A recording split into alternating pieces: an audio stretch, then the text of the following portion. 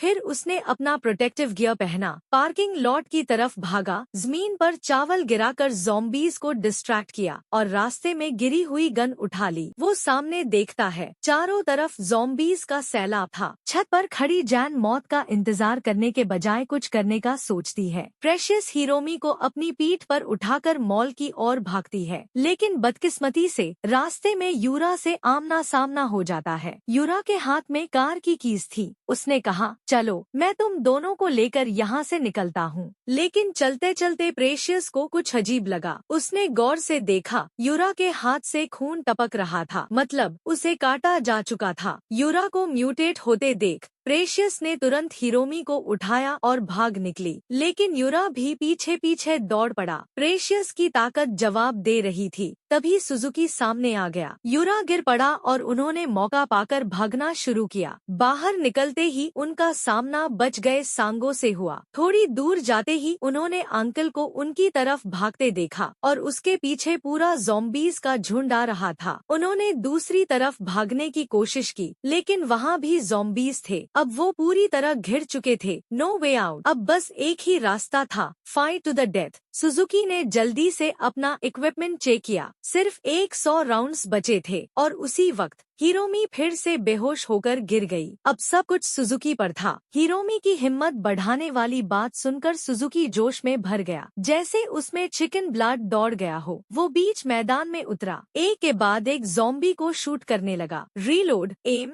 Fire, सब कुछ एक फ्लो में। बाकी लोग भी हिम्मत जुटाकर लड़ाई में उतर गए। मरना तो तय है तो क्यों न लड़ते लड़ते मरा जाए।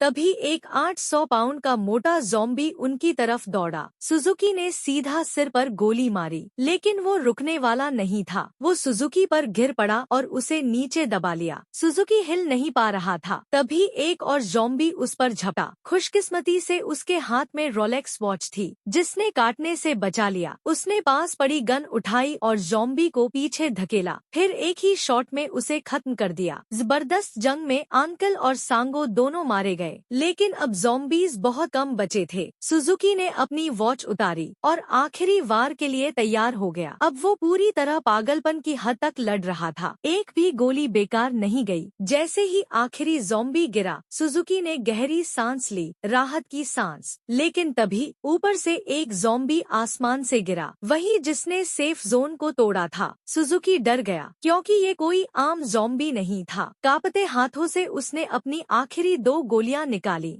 ज़ॉम्बी उस पर झपटा। पहली गोली चली लेकिन निशाना चूक गया। ज़ॉम्बी फिर खड़ा हो गया। सुजुकी ने आखिरी गोली का निशाना लिया, पर ज़ॉम्बी चालाक था, एक तरफ से दूसरी तरफ झूलता रहा और गोली फिर मिस हो गई। अब सुजुकी के पास कोई गोली नहीं थी। वो डर के मारे पीछे हटने लगा। तभी उसे जमीन पर एक और बुलेट दिखी। एक इंसान और एक लाश, दोनों साथ साथ झपटे। सुजुकी ने पहले ट्रिगर दबाया, बैंग, सब खत्म हो गया। लेकिन नहीं, ज़ॉम्बी फिर खड़ा हो गया। अब उसका निशाना 2 लड़कियां थी। सुजुकी ने पूरी ताकत से छलांग लगाई और उसे आखिरी वार से मार गिराया। अब सब खत्म हो चुका था। दोनों लड़कियां उसकी तरफ देख रही थी, आंखों में इज्जत और हैरानी थी। एक हारने वाला लड़का अब असली हीरो बन चुका था। इस बर्बाद दुनिया में सुजुकी ने अपने कर्मों से साबित कर दिया, वो सच में मंगा का प्रोटैगनिस्ट है। और फिल्म के आखिर में वो तीनों माउंट फूजी की तरफ कार में निकलते हैं और वहीं से शुरू होती है उनकी नई जिंदगी, बिना किसी शर्म, बिना किसी डर के, बस फ्रीडम एंड सर्वाइवल की कहानी।